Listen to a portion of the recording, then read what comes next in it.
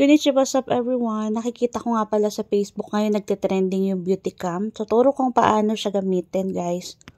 Una pala guys, kailangan siyang i-download sa Play Store, sa Google Play Store o kung saan mang Google downloading apps meron kayo dyan, guys. I-type niyo lang yung beauty cam. Ayun, since naka-install na ako, meron na ako niyan. Pag tinype niyo yan po siya, guys. O, pindutin niyo lang yan and then click install. Yan, madali lang siya. Once na matapos na siyang ma-install, try na natin gamitin, guys. Ayun, buksan na natin.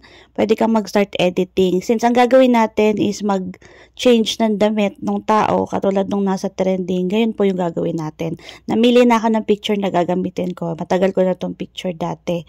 Ayan, and then, kiklik mo yung wardrobe, AI wardrobe. Ayun, nabubulol ako, pasensya na. Ayun, namili na ako ng damit. Gusto ko yung flowery na yan. Yan. Try natin. Ayun.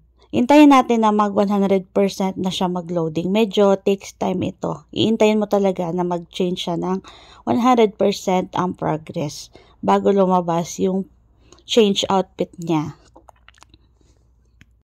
Mas maganda guys kung malinaw na picture yung gagamitin natin para mas makita yung changes at solo lang na picture ang i-download nyo.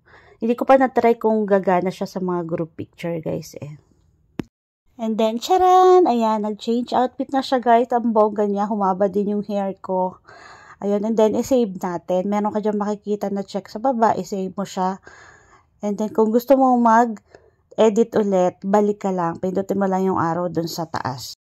Then, mabalik ka sa recent activities mo. Tapos, kiklik mo ulit yung AI wardrobe. Mamili ka kung ano yung gusto mo na naman damit. Try ko na naman yung tube na puti na may orange na bulaklak.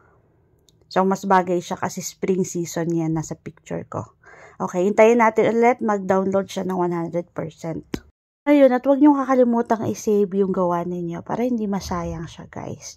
Ayun, enjoy nyo lang. Mamili kayo ng magandang damit na babagay sa inyo. Ayun, guys, thank you for watching.